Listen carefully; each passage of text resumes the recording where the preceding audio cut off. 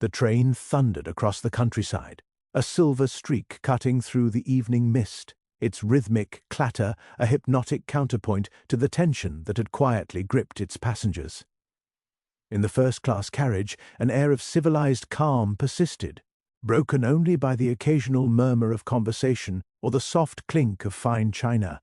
Yet beneath this veneer of composure, something was amiss, something subtle, almost imperceptible, that hinted at disruption. It began with the steward, whose hurried movements betrayed a small, contained panic, his gloved hands trembling as he carried a tray of untouched wine-glasses.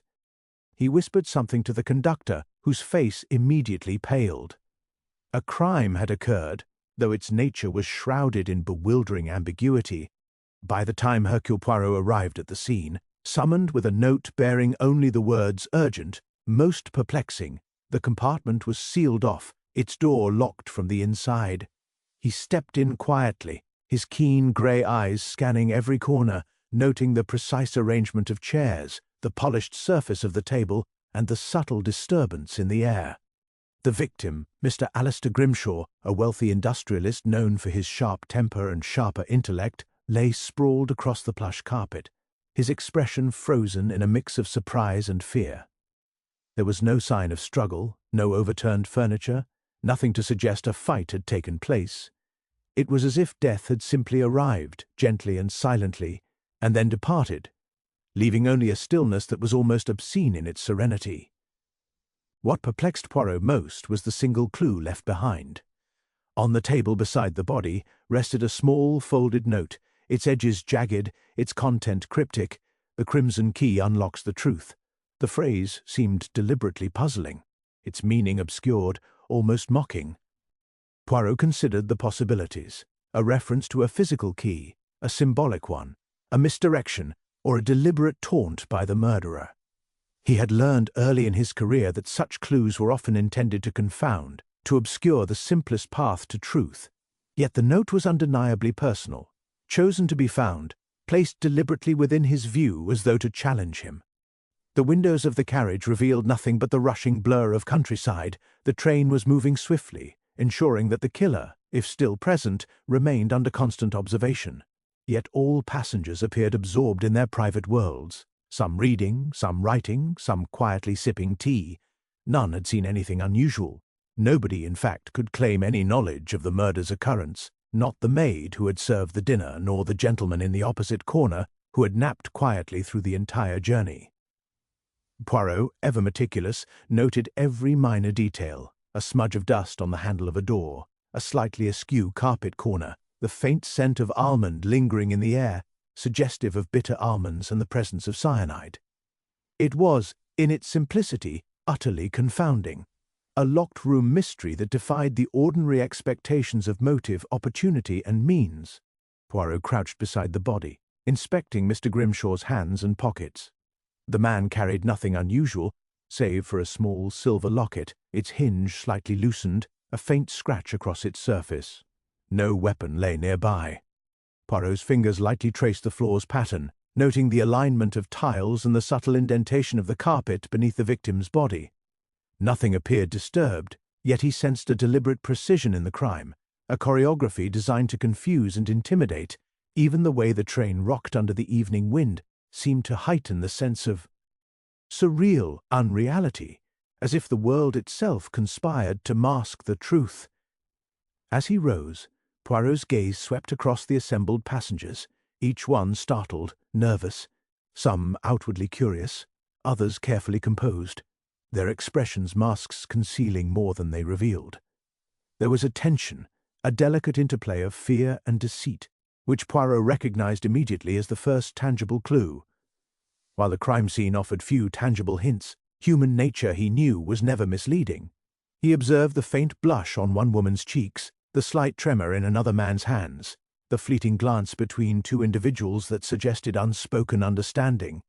Poirot allowed himself a quiet smile. The crime, though seemingly insoluble, was not beyond reason. The note, the locked room, the absence of witnesses, all were pieces of a carefully constructed puzzle. And as the train continued its relentless journey through night and fog, carrying secrets in its iron belly, Poirot knew that the answer lay hidden not in the chaotic violence of discovery, but in the subtle precision of human behavior. Somewhere among these silent, watchful passengers, the truth waited, obscured yet inevitable, ready to reveal itself to the mind that refused to be deceived. In that moment, the unthinkable clarity struck him. This crime was as much a game as it was a murder, a challenge meticulously laid out for a mind capable of seeing what others could not. And Poirot, with his legendary patience and penetrating intellect, accepted the silent invitation, ready to untangle a mystery that, for everyone else, remained perfectly, maddeningly impossible.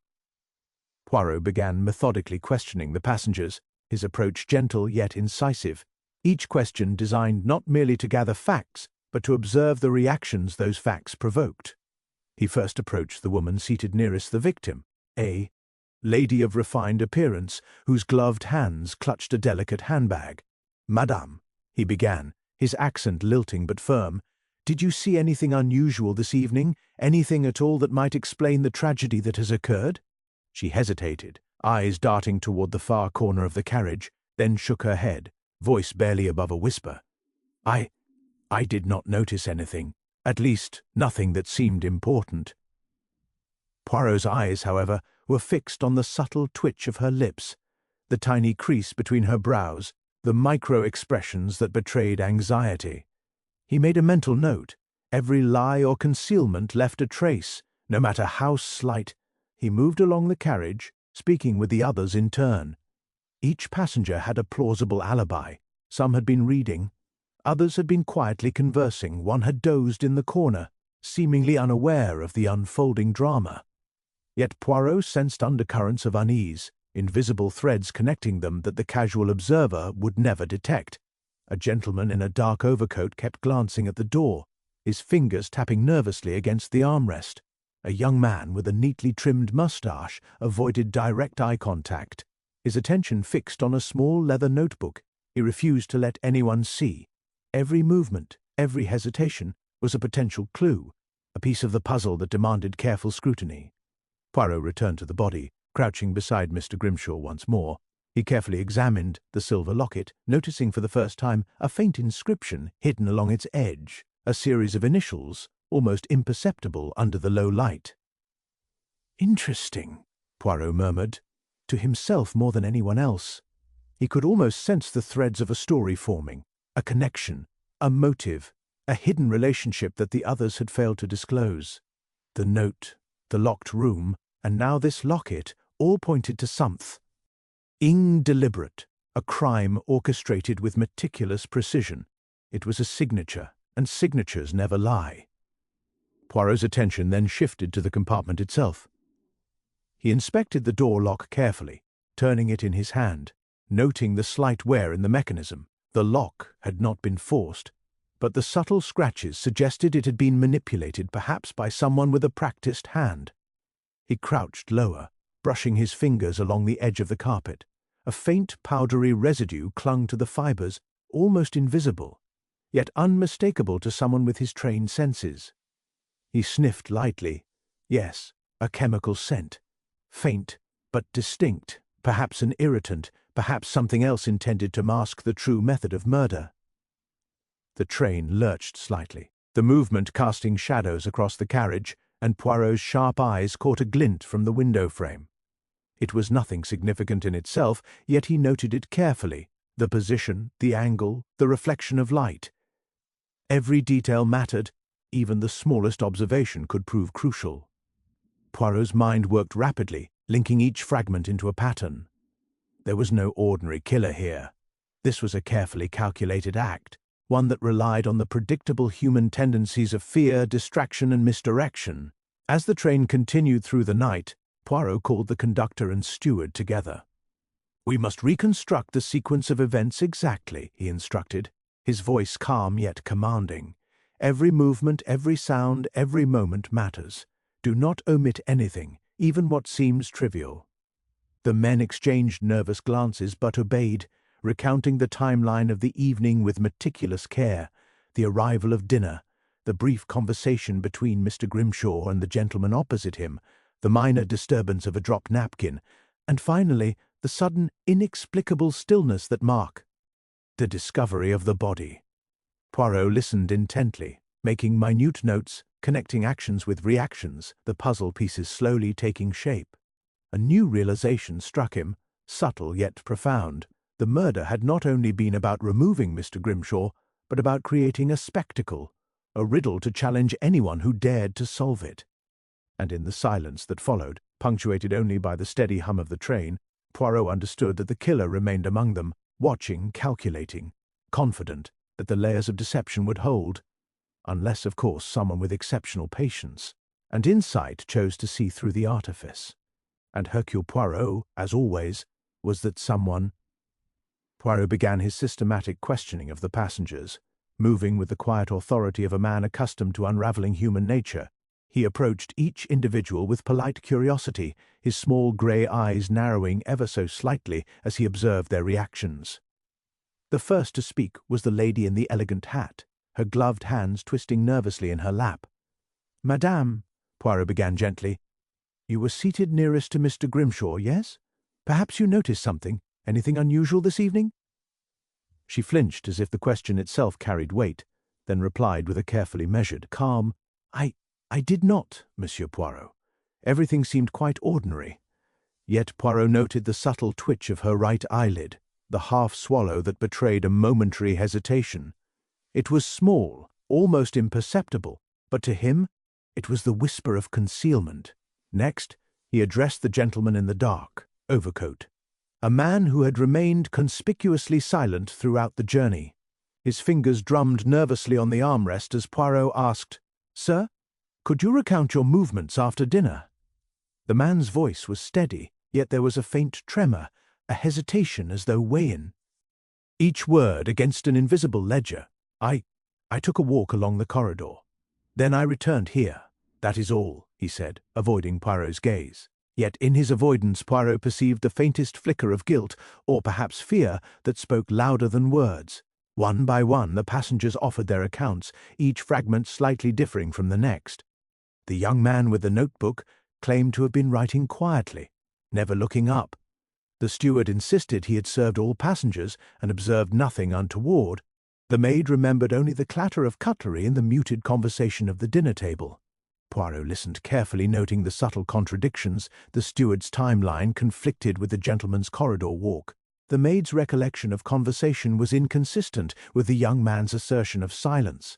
None of these inconsistencies were glaring, yet together they formed a web of uncertainty, a lattice through which truth might be discerned. Some witnesses seemed eager to assist, their gestures overemphasized, their voices slightly too bright. Poirot understood that over-eagerness was itself a type of concealment, a method of steering attention away from something less desirable. Others were reticent, cautious in their answers, eyes flicking toward companions as though silently negotiating what they dared to reveal.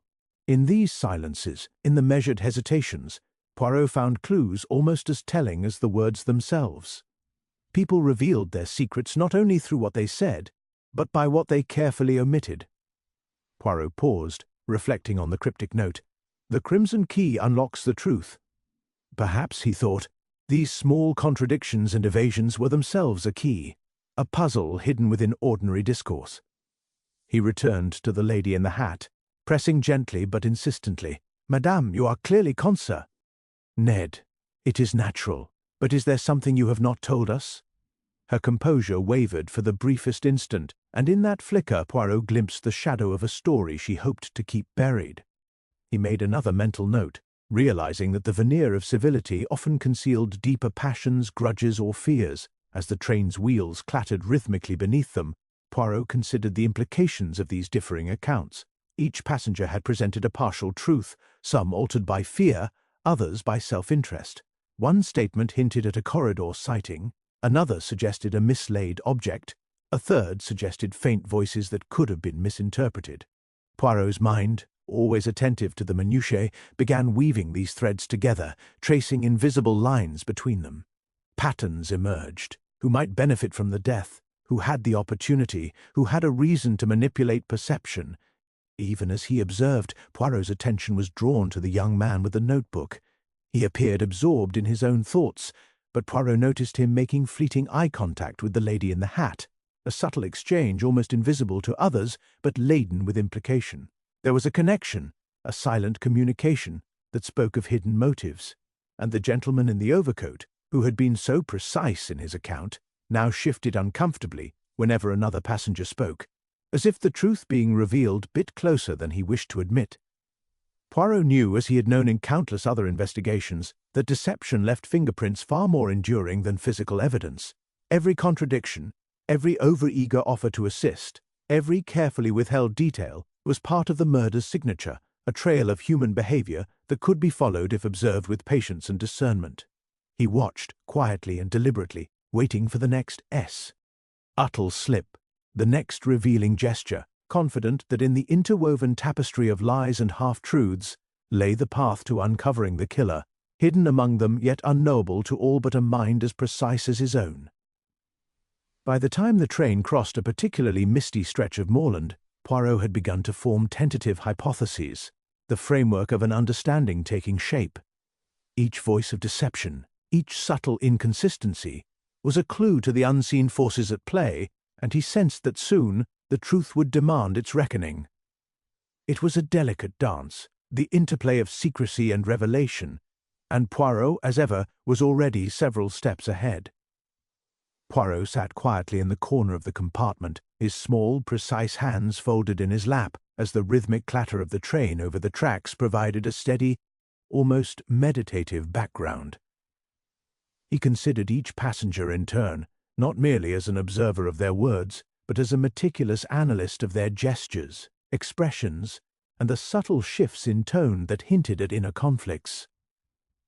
Each had presented a plausible story, yet none was complete. Each contained a thread of deception, a nuance of concealment. And beneath these carefully constructed facades, Poirot could sense motives stirring like currents beneath a calm surface. Greed, resentment, jealousy, fear, each interlacing with the others to form a complex, almost impenetrable web. He began with the lady in the hat, whose nervousness had been most pronounced. Poirot recalled a fleeting comment she had made about Mr. Grimshaw's fortune, phrased casually but with an unmistakable undercurrent of desire. There was more than mere admiration in her words. There was an implication, subtle but deliberate, that she coveted some part of his wealth. Perhaps she had opportunity and motive, yet the question remained, how could she have acted within a locked compartment? N.T., without drawing attention? Her connection to the young man with the notebook now seemed significant, for the glances they had exchanged earlier had been brief yet charged with unspoken understanding. What conspiracy, if any, could they have shared? Poirot then reflected on the gentleman in the dark overcoat. His precision and nervousness, Poirot noted, betrayed a man accustomed to rules, perhaps even to control. There was evidence, in his careful manner, of financial dealings gone awry, of promises unkept. Greed might have prompted him to eliminate a rival or settle a score, but again, the lack of any visible weapon or opportunity suggested a subtler, more deliberate method. Perhaps the crime was as much about sending a message as it was about removing Mr. Grimshaw. Perhaps the elaborate construction of the scene, the locked room, the cryptic note, was itself a reflection of the killer's personality, methodical, calculating, theatrical even. The young man with the notebook occupied Poirot's attention next. There had been a tension in his hands, a slight stiffness when asked about his evening activities, and the furtive glances toward the lady suggested complicity. Yet he was clearly intelligent, methodical even in appearance, and there was an energy to him that suggested desperation as much as ambition. Could this be jealousy, envy of Mr. Grimshaw's success, or perhaps resentment over a perceived slight? And if so, why the theatrical staging of the murder, if the goal were only to remove an obstacle? Poirot noted that intelligent criminals often sought not merely to act, but to craft a narrative, a puzzle, as if challenging the world to recognize their cunning. Then there were the minor passengers, the steward and the maid, both ostensibly peripheral yet not without potential significance. The steward had been present at every stage of the dinner, had observed the PLA. Cement of wine glasses, the movement of trays, the brief collisions of hands and plates, and had nonetheless claimed to notice nothing. Poirot understood that those who appear innocent are often able to operate under the radar precisely because they are underestimated. The maid, meanwhile, had been quiet, reserved, but she too had intimate knowledge of the compartment's routines, the habits of the passengers, and small details invisible to most eyes. Fear, pride, or self-preservation could easily have motivated either to act or to conceal. Poirot leaned back, letting his mind weave the strands together. Each person was a puzzle in themselves, each a thread in a larger tapestry of motive. Greed might explain opportunity, jealousy explained resentment, fear accounted for secrecy. Yet no single explanation accounted for all the contradictions, for the meticulous planning evident in the crime scene. It was clear that the murderer had anticipated every possible scrutiny, had crafted an alibi that seemed airtight, and had left a note, cryptic, mocking, deliberate, to confound discovery. The interplay of motives in Poirot's mind resembled a maze, one path leading to another, a series of cul-de-sacs and dead ends, until the correct sequence of observations revealed the center, the core truth hidden at the heart. As the train hurtled through the night, Poirot traced invisible connections between the passengers. The lady's ambition, the young man's envy, the gentleman's calculated tension, the steward's knowledge, the maid's watchfulness, each interlaced with another, overlapping like threads in a dense, intricate web. And yet, in his experience, complexity often masked simplicity. The final truth was always elegant in its inevitability, hidden only by layers of human error, pride, and concealment. Poirot's grey eyes gleamed with quiet satisfaction, the maze of motives, while gled, was beginning to yield its shape. The web of greed, jealousy, fear, and revenge would soon reveal the path to the murderer, and he, Hercule Poirot, would follow it with all the patience and precision for which he was renowned. Even as shadows stretched across the compartment, and the rhythmic clatter of the wheels continued unabated, Poirot sensed the turning of the investigation, the subtle shift in the balance of perception.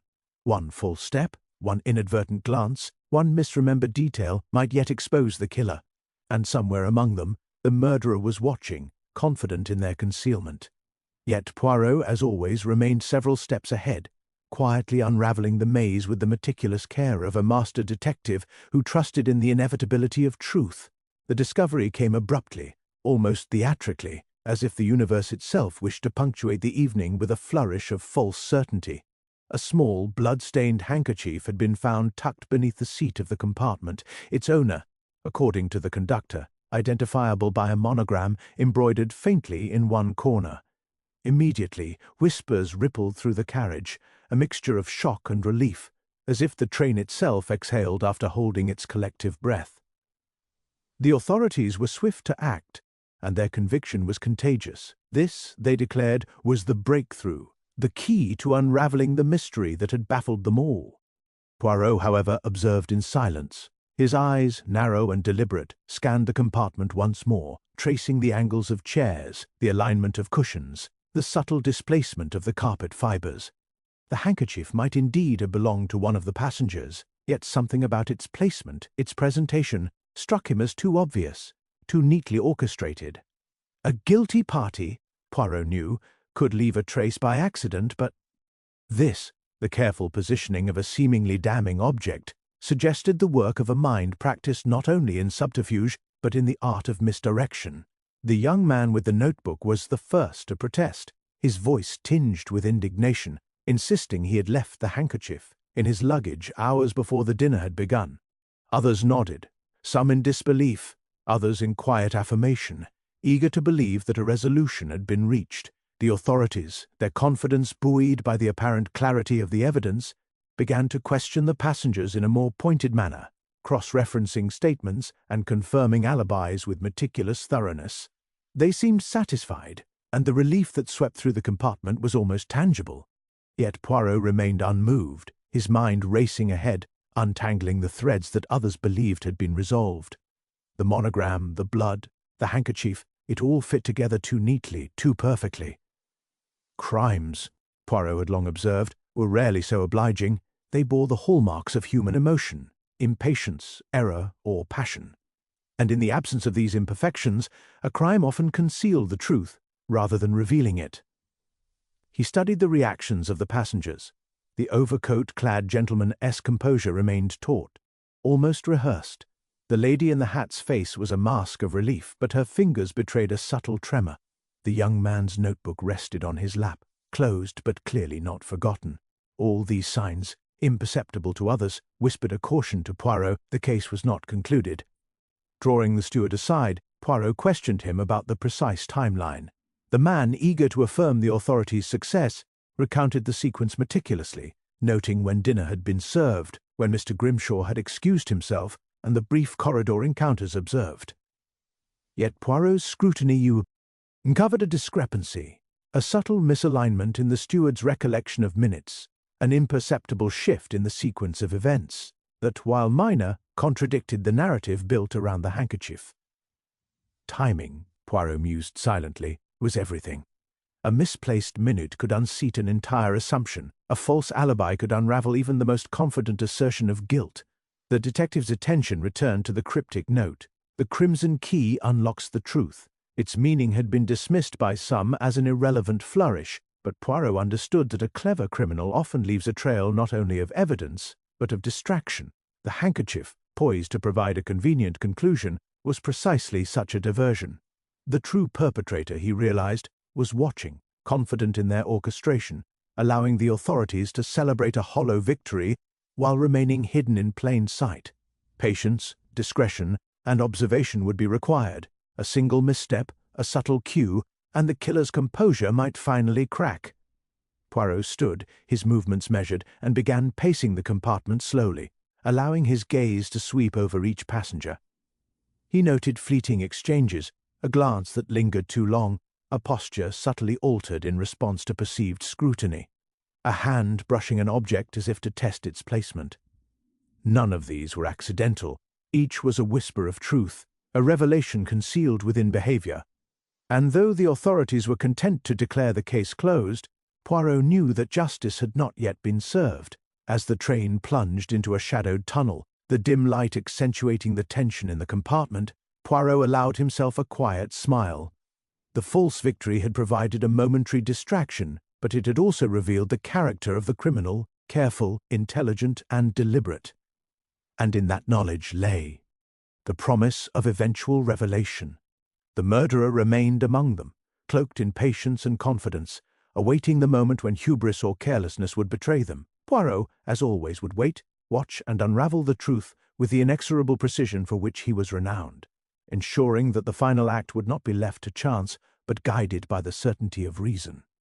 Poirot sat back in his seat, letting the gentle sway of the train carry his thoughts deeper into the intricate tapestry of the case. The handkerchief had provided a convenient distraction for the authorities, but to him the matter remained unresolved. It was in these moments of quiet reflection, when others assumed the puzzle nearly solved, that the subtle whispers of truth became audible. He recalled a minor remark made by the lady in the hat, so fleeting at the time that it had seemed inconsequential, a passing mention of a gathering some years prior, an industrial dinner where Mr. Grimshaw had seated himself with a small group of financiers. Something in the phrasing, the hesitation, had struck Poirot as peculiar, though he had not yet fully understood why. As he pondered, his mind turned to the young man with the notebook. There had been no outward hostility between him and Mr. Grimshaw, yet the furtive glances, the tension in his hands, suggested a familiarity laced with discomfort. Poirot began to connect fragments, recalling an old case from his memory, a dispute over shares in a modest regional textile concern, a quarrel between an ambitious young heir and a powerful industrialist who had manipulated the outcome. The young man before him, Poirot now realized, could have been directly involved in that long-forgotten conflict, and the lady in the hat might have been a witness, or even a participant, their pasts entwined in ways neither wished to disclose. Poirot's grey eyes swept over the gentleman in the dark overcoat, whose calm exterior had so far concealed subtle tensions. There was something about his posture, the way he occasionally licked his lips when questioned, that suggested more than the polite anxiety of a bystander. Could he too have been connected to events years ago, his motive now rekindled by lingering grudges or unfulfilled ambition? Poirot's mind traced the possible intersections, old business disputes, familial connections, slighted egos, hidden debts. Suddenly, the murder took on a dimension far richer and far darker than a simple act of greed or jealousy. The crime was rooted in history, nourished by memory, and executed with the precision of one who understood the vulnerabilities of others intimately. He reflected on the note. The crimson key unlocks the truth. Its cryptic words, once considered merely a diversion, now seemed like an invitation to look beneath the surface, to connect present events with those long buried. Poirot realized that each passenger was a node in a network of relationships and past interactions. The seemingly trivial discrepancies in their accounts, the misremembered timing, the evasive gestures, the subtle glances, were remnants of shared history, old alliances and rivalries that shaped behavior more than immediate circumstance ever could. The crime was as much an echo of the past as a statement of the present. Poirot returned to the locket, now recalling the faint initials inscribed upon it. They were not merely decorative, but a clue, a signpost pointing toward connections that others had overlooked. He considered the young man's notebook again, flipping through the imaginary pages of his mind, imagining the meticulous notes, the reminders of past slights, the chronicling of events that might have been dismissed by anyone else.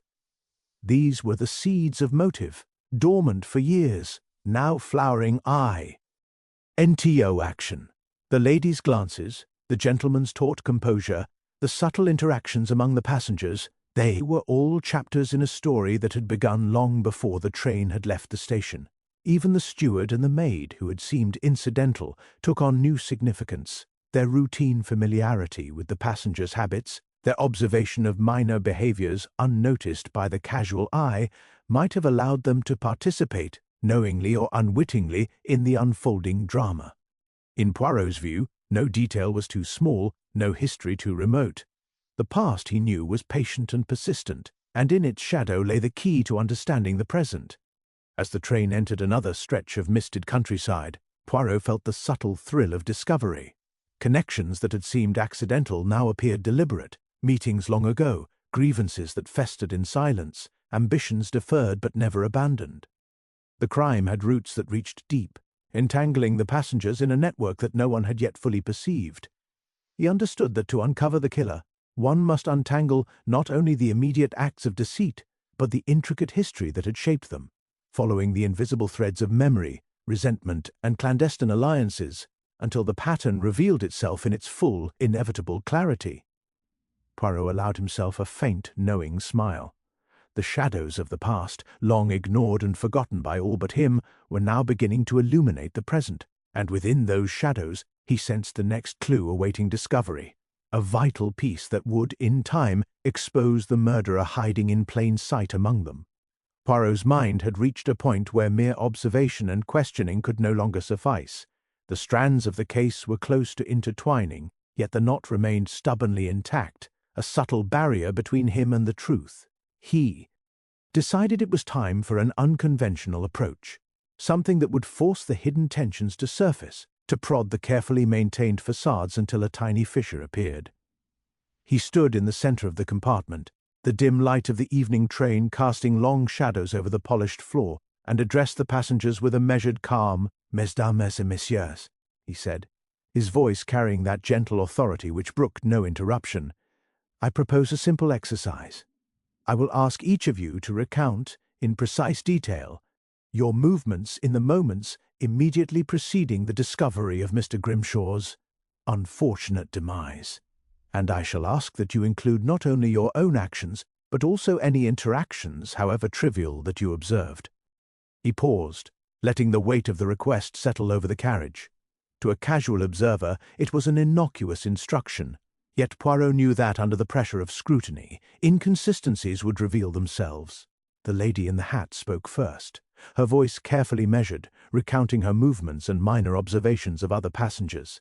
She seemed rehearsed, and yet Poirot noticed a subtle hesitation when she reached the moment when Mr. Grimshaw had excused himself. Her eyes flickered briefly toward the young man with the notebook, just long enough to betray a flicker of recognition before she reasserted composure. Poirot filed this away. Timing, he knew, was often the undoing of the most cautious liar. The young man then recited his version of events, precise, almost mechanical. He spoke of writing in his notebook, of glancing at the corridor, and of seeing nothing unusual. But Poirot, attentive to gesture and inflection, noted a small telling detail. When asked about the lady in the hat, the young man's fingers tightened around the edge of his notebook, and his eyes briefly betrayed the faintest flash of irritation, an emotional microburst that, to anyone else, would have been imperceptible. Here was a subtle crack in the carefully constructed armor, an emotional response that did not align with the narrative he wished to present. Poirot then employed the method that had become his trademark in moments of such delicacy. He introduced an element of suggestion. He spoke casually of an object supposedly discovered in the corridor, describing it in such a way that the guilty party would instinctively respond, if only through slight body language. A small crimson thread, he murmured, was found just outside the compartment, lying unnoticed for a few moments. Quite ordinary, one might think, yet it has a curious significance. The room seemed to grow imperceptibly tense, eyes shifted subtly, a cough was stifled, and hands fidgeted. Poirot's smile was imperceptible, his plan unfolding exactly as anticipated. The young man's reaction was immediate, though scarcely noticeable to anyone untrained. He leaned back slightly, his eyes narrowing as he considered the implications, then glanced toward the lady in the hat with a fleeting intensity, a flicker of recognition and alarm passing over his features. Poirot noted the movement with satisfaction. The suggestion had acted like a pinprick, forcing a reflexive response, revealing the invisible tether connecting them both. It was not an outright confession, but in the world of human behavior, such tiny revelations often carried more weight than any spoken admission. Poirot continued, his questioning gentle yet relentless, observing every micro-expression, every alteration in posture, every subtle interplay of glance and gesture. The gentleman in the overcoat shifted uneasily, his mouth tightening as he recounted his movements with unnerving precision, almost too exact, as though rehearsed in advance. Even the steward and the maid exhibited signs of unease, minor lapses in timing and emphasis betraying anxiety beneath the calm surface. The detective, ever patient, catalogued each detail, connecting the psychological dots that would later form the backbone of the case. By the time the train rolled past a series of darkened fields, and the rhythmic clatter became almost hypnotic, Poirot had gleaned what he sought, an invisible crack in the collective mask of civility, a subtle yet undeniable indicator of a relationship, of collusion, or of hidden knowledge. The unconventional tactic had worked. Where ordinary interrogation had produced only rehearsed responses, the suggestion and careful observation of involuntary reactions had extracted truth without a word of confession. And in the silence, Poirot sensed the final pieces beginning to align. The connections between past and present, between motive and opportunity, between the faintest human impulses and the grand orchestration of murder. With this revelation, he allowed himself a moment of quiet satisfaction. The criminal remained at large, yet the web had begun to unravel in a precise, almost surgical manner. Patience and observation would lead to inevitability, and Poirot, as always, was several steps ahead, ready to guide the threads of deception toward the ultimate revelation of the truth. Poirot had just begun to feel a quiet satisfaction with the progress of his psychological probes when a commotion near the door startled the carriage. The steward, pale and flustered, had rushed over, holding a small envelope in trembling hands. "Monsieur Poirot, the locket, the one you examined, it's missing." His words tumbled over themselves, betraying panic. Poirot's eyes narrowed immediately. The locket, the subtle clue that had so carefully hinted at connections long forgotten, had vanished. He allowed a moment's pause, letting the realization sink in. This was no accident. Someone among them had taken it deliberately to prevent its secrets from surfacing. The compartment erupted into murmurs, each passenger casting anxious glances around, eyes flicking with suspicion and unease. Poirot, however, maintained his calm, his mind already racing to reconstruct the chain of custody and opportunity. He questioned the steward meticulously. When had he last seen the locket? Where had it been placed after Poirot's examination? Every answer highlighted a gap, a fleeting opportunity, and Poirot's grey eyes darted from one passenger to another, observing the subtle changes in posture, the micro-expressions that betrayed a flicker of guilt or anxiety. The young man with the notebook stiffened imperceptibly, his eyes briefly locking with the lady in the hat. Poirot noted the brief exchange but said nothing. The removal of the locket was not a mere act of concealment. It was a calculated move, a deliberate attempt to disrupt the investigation, and, naturally, it pointed toward those who had something to lose if the threads of their past connections and present intentions were revealed. The detective considered motive, opportunity, and temperament, the three pillars that guided every step of his reasoning. Poirot's attention then turned to the timing of events.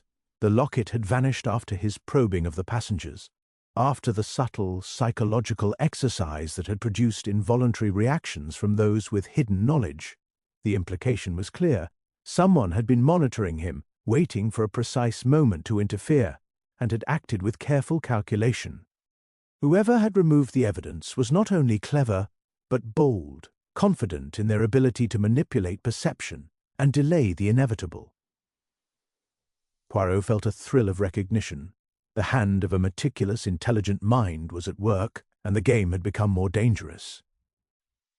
He observed the lady in the hat again, noting a slight stiffening of her shoulders and a subtle tightening of her grip on her gloves.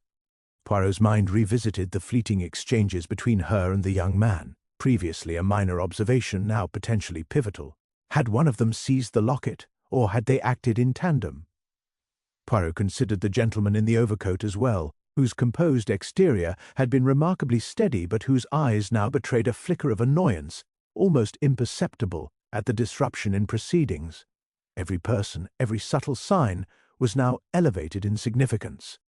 Poirot spoke quietly, but with firm authority. "Mesdames et messieurs, it appears that some evidence has been removed. This, of course, complicates matters. Yet, it does not render the truth inaccessible. On the contrary, it demonstrates that the guilty party is fearful of discovery, and fear, my friends, leaves traces even when physical objects vanish." He paused, scanning each face, noting every reaction, the subtle hesitation, the involuntary swallow, the flicker of the eyes. Trust, Poirot realized, had become a fragile thing in this carriage, an illusion easily shattered by the knowledge that someone among them had acted with deliberate deceit. He instructed the steward to recount precisely the placement of the locket, every step from discovery to its current absence, while subtly observing the passengers' responses. As the steward detailed the sequence, the lady in the hat's gaze dropped momentarily, and the young man's hand shifted nervously over his notebook, though he did not speak. Poirot filed these minute reactions in his mind. In such crises, it was not the stolen object itself that yielded the truth, but the behavior of those it touched. The disappearance of the locket had inadvertently revealed far more than it had concealed, offering the detective a new lens through which to discern alliances, fear, and guilt. As the train continued its relentless passage through the misted night, Poirot leaned back, his gaze calm but unyielding. The vanishing evidence had raised the stakes. The murderer was clearly both intelligent and audacious, capable of anticipating scrutiny and acting to obscure it. Yet every action, every deliberate concealment, was itself a mark of character, a clue pointing toward the unseen hand orchestrating this carefully constructed drama. Poirot understood that while the locket was lost for now, the truths it represented had been illuminated through the reactions it provoked, and in that illumination lay the path to eventual justice, a path he would follow with patient precision, no matter how carefully it was obscured. The tension in the compartment had scarcely begun to settle when a sudden commotion erupted at the far end of the train. A scream, sharp and piercing, cut through the rhythmic clatter of the wheels. Passengers froze, their faces blanching, hearts quickening. Poirot, instantly alert, moved toward the source with measured speed, his keen eyes scanning for both action and reaction. There, near the service door, the young man with the notebook slumped against the wall, a crimson stain spreading across his shirt. The knife that had caused it lay on the floor, oddly placed, almost theatrical in its simplicity. Chaos followed immediately. The steward and maid rushed to assist, their hands trembling as they attempted to stabilize him. The lady in the hat covered her mouth, eyes wide in disbelief, while the gentleman in the overcoat pressed back against the seat, his calm composure cracking at last. Yet Poirot's mind, as always, moved faster than the panic surrounding him. This was no random act. It was deliberate, precise, and undeniably personal. The murderer was not merely concealing truth. They were now escalating, demonstrating both audacity and control, daring the passengers to respond, daring Poirot to keep pace. Poirot crouched beside the young man, noting the angle of the wound, the trajectory, and the placement of the knife. It was evident that the attack had been calculated to cause injury, but also to send a message. The timing, immediately following the disappearance of the locket, was no coincidence. The villain sought to destabilize the investigation, to inject fear and confusion, and to assert their dominance over the carefully orchestrated proceedings, and in that assertion, Poirot understood, lay a crucial insight. The murderer was watching him, anticipating his moves, and manipulating events to maintain control of the narrative. The young man's eyes fluttered open, fear and pain mingling in equal measure. I don't understand," he stammered. "I didn't." Poirot gently placed a hand on his shoulder, not to comfort but to observe. "Calm, mon ami. Tell me exactly what you remember, every sound, every movement, every person you saw." The account was fragmentary, almost incoherent, yet even in his disjointed recollection, Poirot detected a pattern, a fleeting glimpse of a figure in the corridor, the soft creak of a compartment door, the sudden presence of someone unseen. It was enough. The attacker had been precise, stealthy, and prepared to strike again if necessary. The lady in the hat, her composure regained only partially, whispered urgently, "It wasn't him. It couldn't have been him. He was writing. I saw him. Poirot gently cut her off, observing the slight tremor in her hands and the rapid rise and fall of her chest. Fear, he noted, could fracture even the most carefully maintained facade. She knew more than she admitted, or at least had witnessed something that contradicted the surface narrative. Every gesture, every word, every hesitation was now a critical clue. Poirot rose, scanning the compartment with methodical precision. The steward and maid were distraught, the gentleman in the overcoat uneasy, and the passengers murmured among themselves, shadows of panic reflected in their eyes. The attack had shifted the balance. What had been a puzzle to be observed was now a threat to be prevented. The murderer's hand was still active, their strategy unfolding in real time, and Poirot knew that patience alone would not suffice. Vigilance had to be absolute.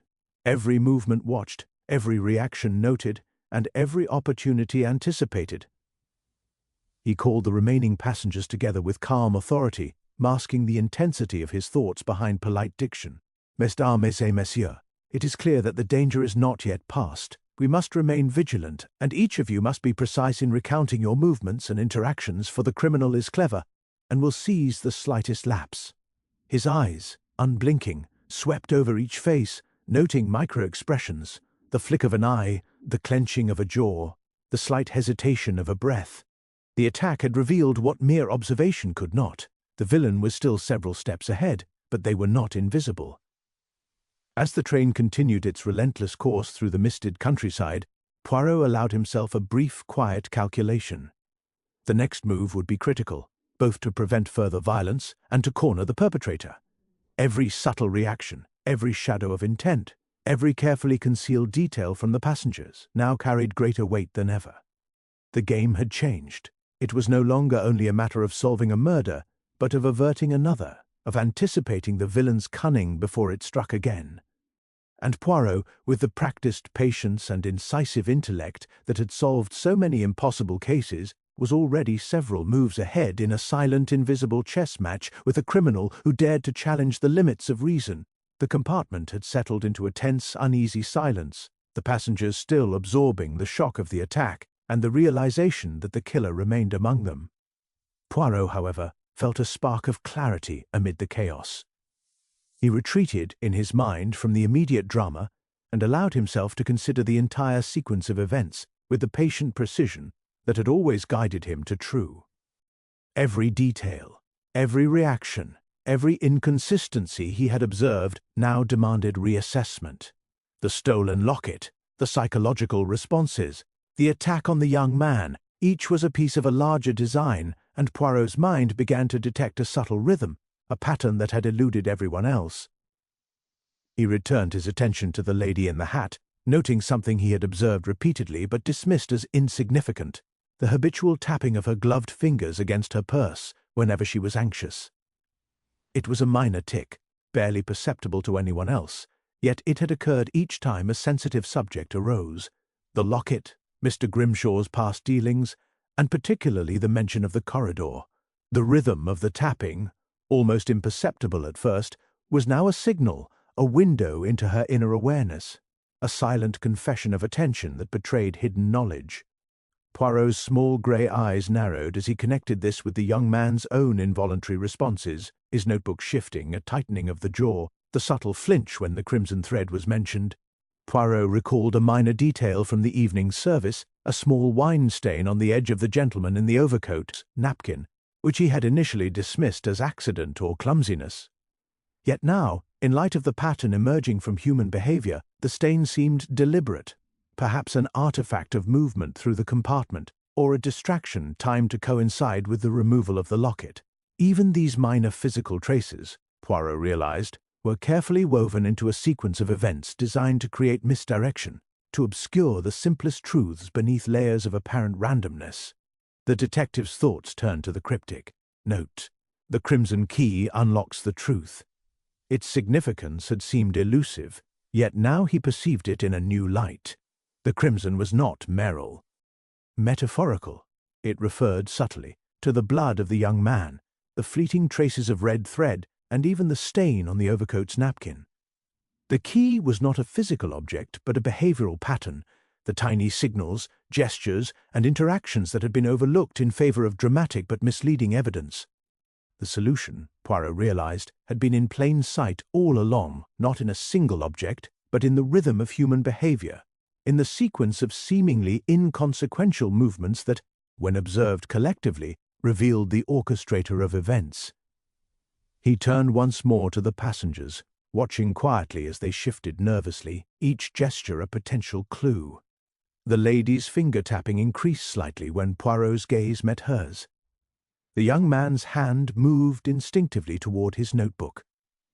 An unconscious attempt to shield what was now irrelevant but once critical. The gentleman in the overcoat adjusted his posture, the subtle movement betraying tension beneath his carefully maintained calm. Even the steward's eyes flickered briefly toward the compartment's corners, a tiny deviation from his usual precision, and the maid's lips pressed together as though suppressing a word. All of these minute signs, once dismissed, now aligned in a pattern unmistakable to Poirot's trained eye. It was then that he recognized the deeper orchestration. The criminal had relied not on the strength of a weapon or the visibility of a stolen object, but on the manipulation of perception, exploiting human tendencies to mislead, distract, and misremember. Each move, each seemingly isolated action, was a deliberate step in a sequence designed to confuse and dominate the investigation. And in this sequence, Poirot perceived the point of convergence, the single nexus around which all reactions revolved, the central figure whose knowledge and timing had shaped every event. With a quiet exhalation, Poirot allowed a faint, almost imperceptible smile. The pattern was clear. The key was the behavior, the rhythm, the tiny involuntary signals that spoke louder than words. The truth had been hidden in plain sight, revealed not by extraordinary evidence, but by the careful observation of ordinary human actions. The detective now knew precisely where to direct his attention, which threads to pull, and which subtle signals would lead inexorably to the revelation of the murderer. The chaos had not confused him. It had illuminated the design, and the final act he knew was close at hand. Poirot stood quietly in the center of the compartment, his small, precise hands clasped behind his back, eyes scanning the passengers as though reading a complex script written not in ink but in gestures, hesitations, and glances. The pattern had revealed itself, the rhythm of behavior, the subtle tics, the fleeting micro-expressions, and from that pattern the identity of the criminal had become almost undeniable. Yet Poirot knew that recognition of the culprit was only half the revelation. Understanding the motive, the underlying force that had driven the carefully orchestrated murders, was the true key to the mystery. He turned first to the lady in the hat, whose gloved fingers continued their habitual tapping against her purse. "Madame," he began gently, "we have observed, you see, not only what was done, but why it was done, and it is necessary to understand, for the truth is never merely a question of action, but of intention." Her eyes widened slightly, the smallest flicker of apprehension betraying that she understood the words were addressed indirectly to her. Poirot's voice softened, measured, yet carried an unmistakable authority. "You have acted with meticulous care, with patience, with anticipation of every consequence, but the reason, the reason is far deeper than greed, far stranger than revenge." The lady's composure faltered, a subtle shiver running through her frame. Poirot's grey eyes remained fixed upon her, not in accusation but in quiet scrutiny, allowing the truth to surface in its own time. "You see, the object of your attention, Monsieur Grimshaw, was not merely a barrier to wealth or influence. No, he represented something else entirely, something in the past, an unresolved humiliation, an affront to your sense of identity that had festered like a wound for years. His success, his composure, his control over circumstances that you could not manipulate, these became intolerable to you, and so you sought not merely to remove him, but to reassert a fragile equilibrium, to impose order upon a chaos of personal grievance that no one else could perceive." A gasp whispered through the compartment, and the young man with the notebook shifted uneasily, as if the weight of Poirot's words had illuminated a truth previously hidden even from himself. Poirot continued, his voice calm, his pace deliberate. "And yet, the method you chose, this orchestration of misdirection, of stolen objects, of attacks designed to mislead and terrorize, reveals the pathology beneath the motive. It was never enough to remove Mr. Grimshaw. It was necessary that the act itself be a spectacle of cunning, a demonstration of control, a testament to your intellect. This is the mind of someone who equates cleverness with justice, who believes that precision can substitute for conscience, who manipulates not only objects, but human emotion to satisfy an inner compulsion." The gentleman in the overcoat, previously so composed, shifted in his seat, his eyes narrowing as though processing the implications.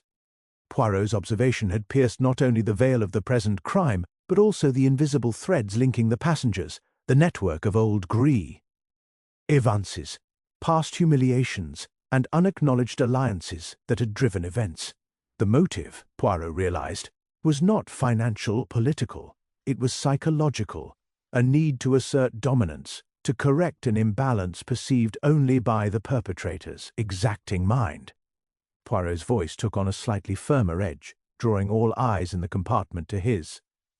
And so the crime, its planning, its execution, its deception, was shaped by a single overpowering desire to control, to dominate, to impose order where you perceived chaos. Every false clue, every stolen object, every careful manipulation of events was a means to satisfy that drive.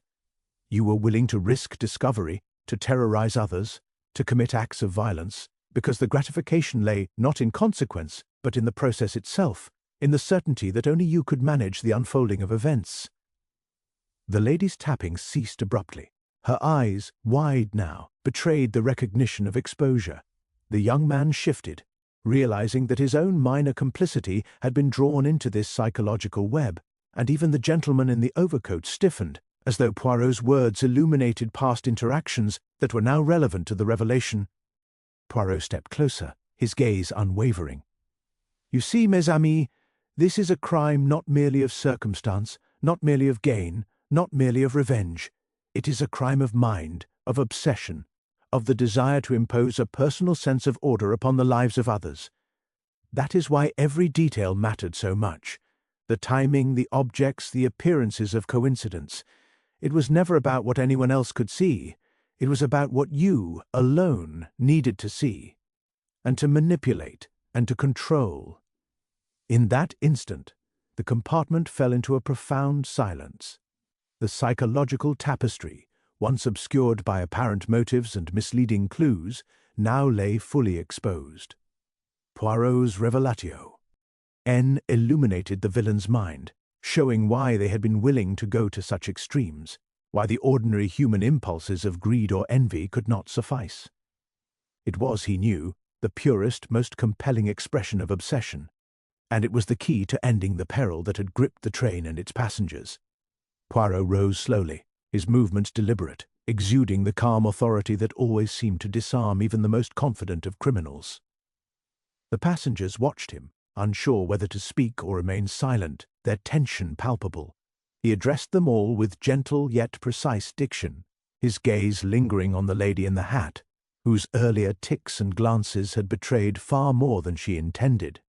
"Mesdames et messieurs," he said, "the hour has come to lay bare the truth. The mystery that has confounded us, the shadows that have lurked among us, are now fully illuminated.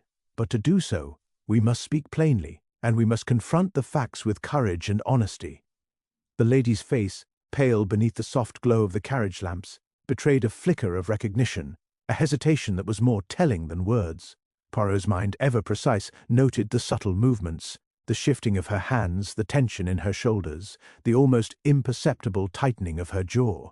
He began to recount, gently but insistently, the sequence of events as he had observed them, highlighting the small details that had seemed insignificant to others, the tapping of gloves, the brief glances, the stolen locket, the crimson thread, the carefully timed interruptions in behavior. Each fact, he knew, was a silent trap, designed to ensnare the mind that sought to obscure truth. "Madame," he continued, turning his piercing gaze directly upon her, "the crime was neither simple nor merely an accident of circumstance. It was an intricate orchestration, designed to mislead, to terrify, and to assert control over events that you perceived as disorderly. The stolen locket, the attack upon the young man, the subtle manipulations of perception, all of these were but steps in a carefully calculated sequence. The air in the compartment seemed to tighten, and Poirot allowed just a moment of silence for the weight of his words to settle. The lady's breathing became slightly uneven, a small but undeniable sign of internal struggle. Poirot's sharp eyes caught every micro-expression, every flicker of doubt and fear, and he pressed on with quiet insistence. "But the pattern, mes amis, the rhythm of behavior and response, has revealed the truth. It was never merely about wealth, influence, or revenge. The motive lies deeper, a need to impose order, to control, to dominate, and to demonstrate intellect and superiority over all who could challenge it. And in these acts, madame, you have revealed yourself. A sudden movement, a shift of weight, a faint exhalation, betrayed the lady's composure finally cracking. Poirot's voice remained calm, almost soothing, though the intensity behind it was unmistakable. It is unnecessary to deny, for the evidence is not merely physical, it lies in the behavior, in the minute signals that even the cleverest cannot fully suppress. You acted out of obsession, of a desire to dictate outcomes, and this drive led to violence, to fear, and to deception. You sought control, but you could not control the very detective who watches all. The lady's eyes filled with a mixture of defiance and resignation. She made a sudden, desperate move, rising from her seat as if to flee down the corridor. But Poirot, anticipating her, had already subtly positioned the other passengers and the steward to block any escape. "Madame, I would advise against any further movement," he said quietly, yet with unmistakable authority. "The path you consider leads now. There is nowhere to hide from the truth." Her hands trembled as she sank back into her seat, the tension visibly draining from her posture. Poirot stepped closer, his gaze steady, never wavering, every movement designed to reinforce the inevitability of revelation. "You see, madame," he continued, "the truth has always been present, hidden in plain sight in the patterns of your behavior. Every misdirection, every carefully placed clue, every act of violence, these have been legible to the careful observer. The crime is at an end, and justice, though delayed, is assured." For a moment, the carriage seemed suspended in time, the passengers holding their collective breath. Then, with a quiet exhalation, the lady lowered her eyes, the weight of guilt finally acknowledged. Poirot, ever composed, allowed a small, almost imperceptible nod. The danger had passed, the villain exposed, and the meticulously constructed puzzle, from the stolen locket to the attack on the young man, had been unravelled with the patient precision of observation, psychological insight and reasoning. The train continued its steady rhythm along the tracks, but within that compartment, A profound stillness prevailed, the storm of deception finally stilled, the final confrontation complete, and the truth laid bare. The compartment had grown quiet in the aftermath of the confrontation, the passengers still absorbing the gravity of the revelations Poirot had laid bare.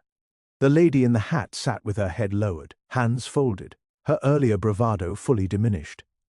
The young man with the notebook remained pale, leaning back in his seat, visibly shaken but relieved to be alive. Even the gentleman in the overcoat had settled, his tension giving way to a mixture of awe and apprehension. Poirot, his hands clasped calmly behind him, allowed the stillness to deepen for a moment, sensing that the closure was almost complete. And yet his mind, ever restless, refused to accept finality too quickly. Something subtle, almost imperceptible, had persisted throughout the investigation, a slight inconsistency, a detail overlooked in the rush to apprehend the culprit.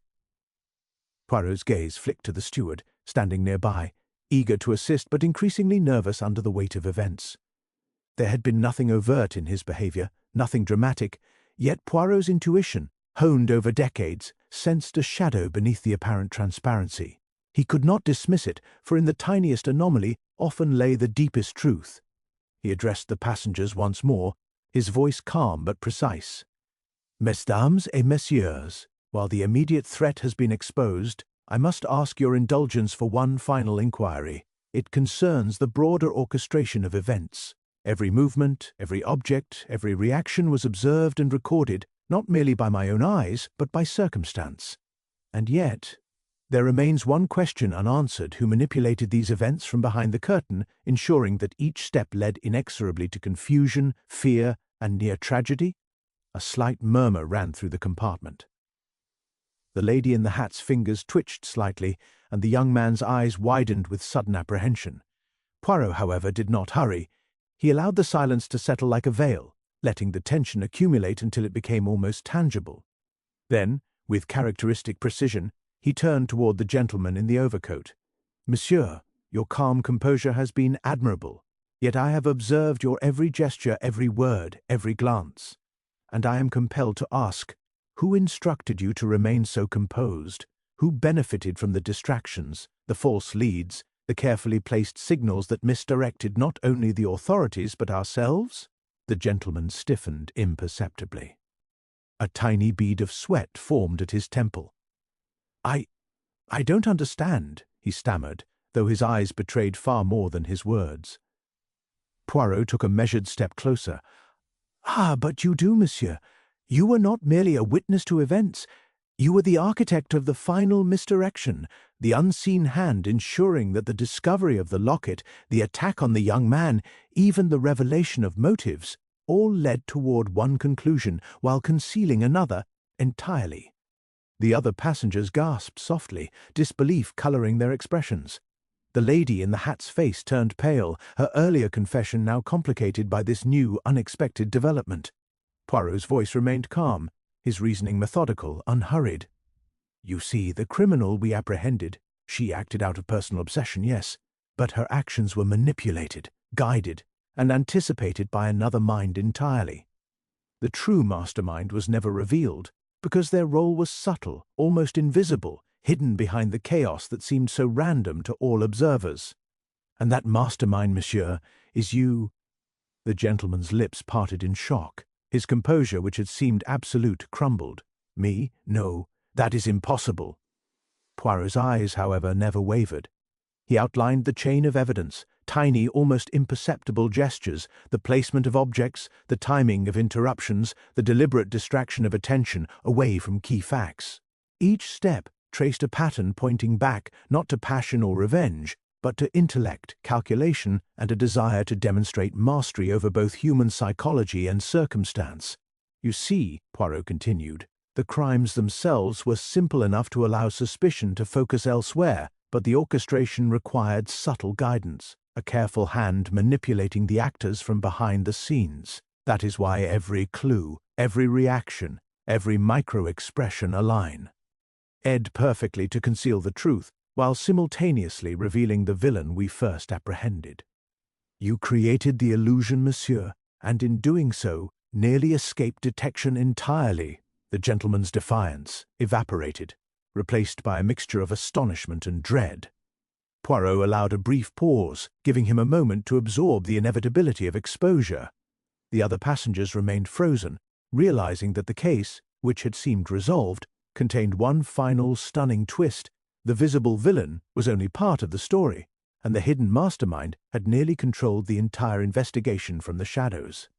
Poirot, calm and composed, knew that all the pieces were now in place, and that even the most subtle manipulations could no longer evade the clarity of his observation and reasoning. The gentleman in the overcoat slumped into his seat, the mask of control he had maintained so carefully now shattered. His eyes darted nervously around the compartment, realizing that every subtle action, every minute orchestration, had been observed, interpreted, and catalogued by the ever-watchful mind of Hercule Poirot. The passengers, still trembling from the preceding revelations, now faced a new truth. The visible culprit, the lady in the hat, had indeed acted out of obsession and compulsion, but the events had been subtly guided, manipulated by another intelligence entirely. The hidden hand had been revealed, and it was impossibly precise. Poirot spoke gently, with that measured cadence that carried authority without alarm. "Mesdames et messieurs, the mystery is now complete. We have seen the crime in full, and we understand the motives, the manipulations, the cunning behind each act. The locket, the thread of crimson, the carefully timed attack on the young man, all of these were pieces of a design, a choreography intended to mislead and to conceal.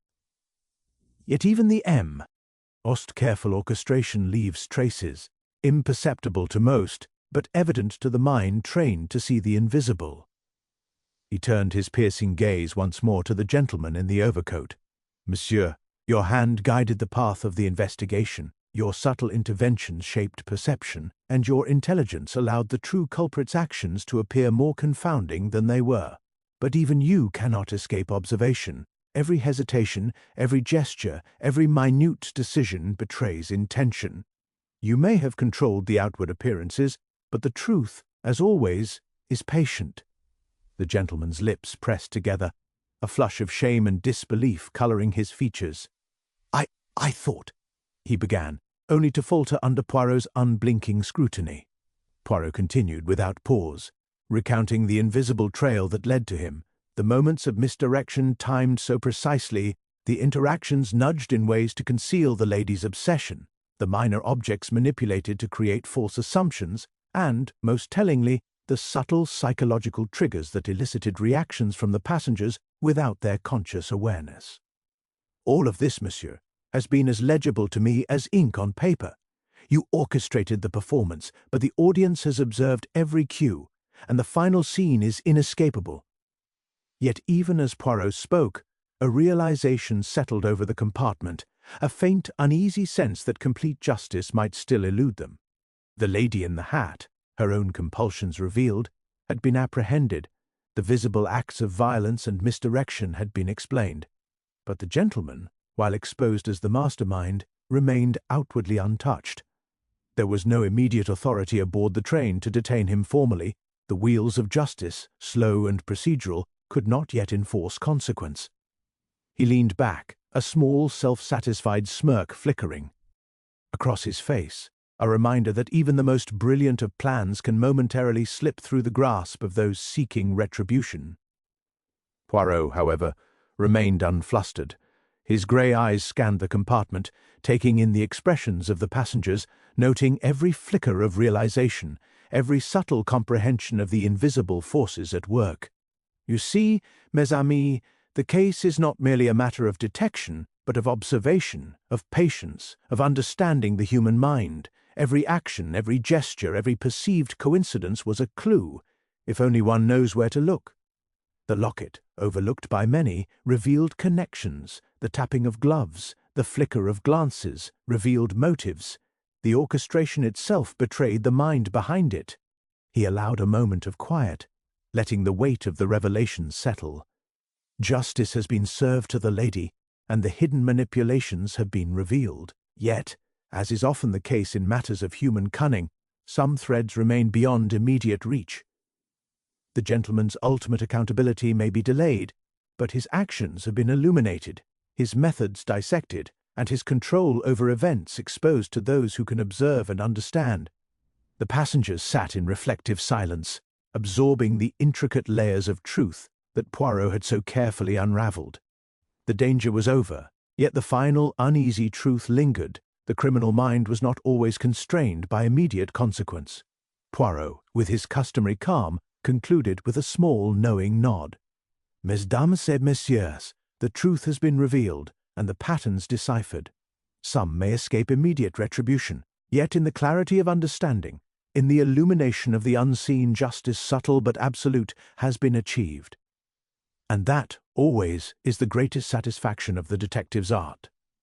As the train rolled steadily through the night, the mist outside blurring the landscape into shadows, the passengers understood that the mystery, though largely resolved, had left them with a lingering awareness, that human ingenuity, both noble and dark, always left traces, and that Poirot, ever vigilant, would see them all.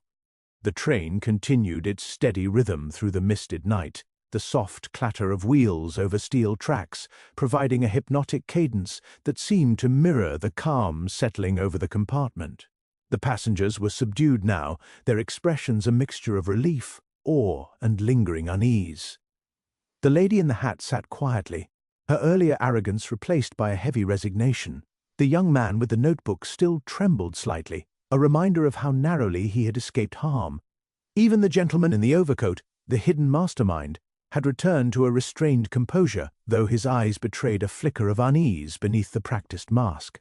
Poirot, ever observant, noted every small movement, every subtle gesture, cataloguing them with that unerring precision which had guided him through the labyrinth of deception. He moved toward the compartment door, his small figure framed by the soft glow of the lamps. As he passed, he addressed the passengers once more, his voice calm, measured, yet imbued with a quiet finality. Mesdames et messieurs, the events of this evening have been illuminated, the mysteries largely resolved, and the truth brought forth from shadows where it had long been concealed. Yet, as in all matters of human intrigue, one must never assume that all questions have found their answer or that all threads have been fully untangled. He paused briefly, allowing the weight of the statement to settle over the compartment. The passengers exchanged uneasy glances, uncertain whether his words were a philosophical musing or a warning of lingering danger. Poirot's gaze lingered for a moment on the locket, now recovered, lying on the steward's careful hands. The crimson thread, the tiny tactile clues, the invisible patterns of behavior, each had revealed much, yet one small detail still nagged at the edges of his perception.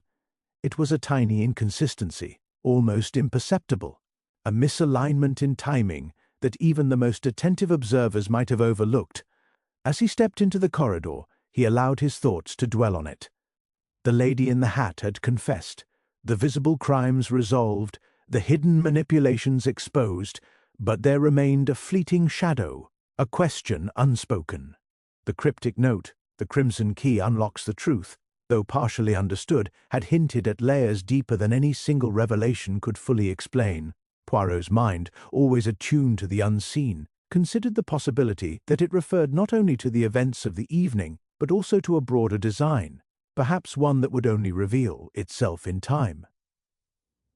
He felt a faint smile tug at the corners of his lips, the quiet thrill of a mind never fully satisfied with closure. Mystery, he knew, was an unending game, and the resolution of one puzzle often merely pointed to the next. The behavior, the tics, the manipulations, the hidden intelligence, all had been pieces of tonight's intricate puzzle, yet the world was vast, full of patterns waiting to be discerned, of threads waiting to be followed. Even in the calm aftermath, the detective's mind remained alert, ready for the faintest hint of irregularity, the smallest trace of deception. As Poirot walked down the corridor, leaving the compartment behind, he allowed himself a moment to reflect on the passengers. The young man with the notebook would remember the night vividly, the fear and relief mingling in a memory that would not fade. The lady in the hat, Cons, trained now by the consequences of her actions, would ponder the subtle observations that had exposed her. And the gentleman in the overcoat, though he had avoided immediate punishment, would carry the knowledge that every gesture, Every attempt at control had been observed and interpreted by a mind capable of seeing the invisible. Poirot paused briefly at the door, glancing back one last time.